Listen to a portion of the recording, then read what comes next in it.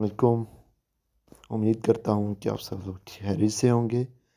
تو میرے بچوں، آپ نے گھبرانا نہیں ہے کیونکہ میں میدان میں آ چکا ہوں اور آپ کو آسان ٹرانسلیشن جو ہے انشاءاللہ تعالی انگلش سے اردو کرواؤں گا تاکہ آپ کے ذہن میں بھی بیٹھ جائے اور آپ کا زیادہ ٹائم بھی ویسٹ نہ ہو اور اچھے طریقے سے آپ جو ہے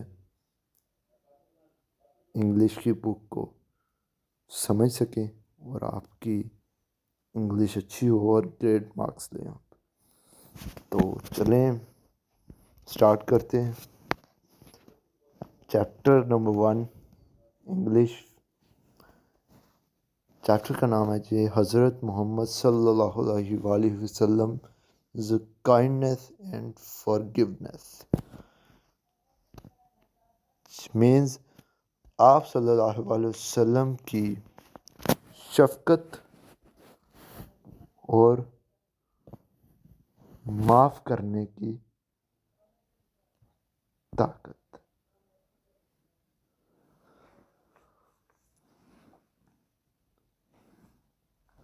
حضرت محمد صلی اللہ علیہ وسلم ہم سب کے لیے، پوری انسانیت کے لیے رحمت للعالمین ہے اور آپ کا اسوہ حسنہ ایک بہترین نمونہ ہے۔ یہ چیپٹر بھی اسی پر بنایا گیا ہے، کمبائن کیا گیا ہے کہ بچوں کو آپ صلی اللہ علیہ وسلم کے اسوہ حسنہ سے روشناس کرایا جائے۔ چلیں جی سٹارٹ کرتا ہوں۔ More than 1400 years ago in Arabia, people lived in fear.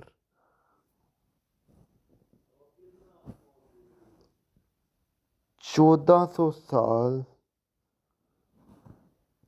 پہلے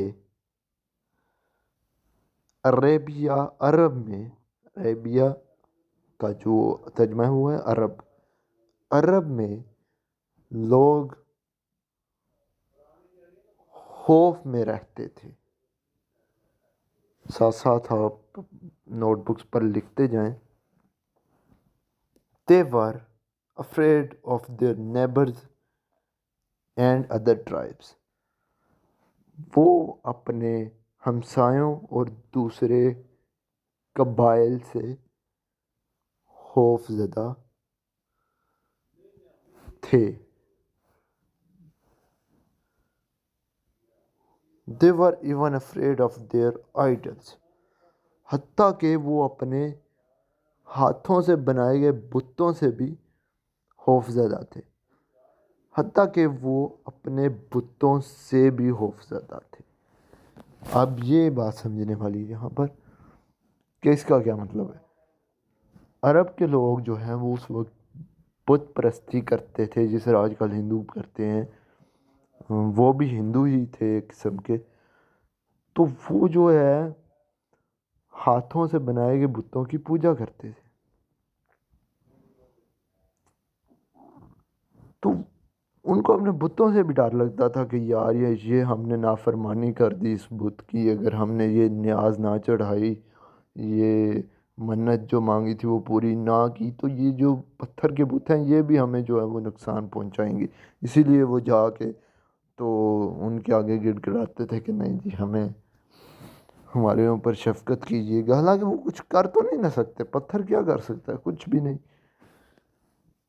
تو the Arabs worshipped idols۔ عرب جو تھے آپ صلی اللہ علیہ وسلم کے ظہور سے پہلے بتوں کی پوجا کرتے تھے۔ the Arabs worshipped idols۔ عرب بتوں کی پوجا کرتے تھے۔ اس کا ترجمہ یہ ہے عرب بتوں کی پوجا کرتے تھے۔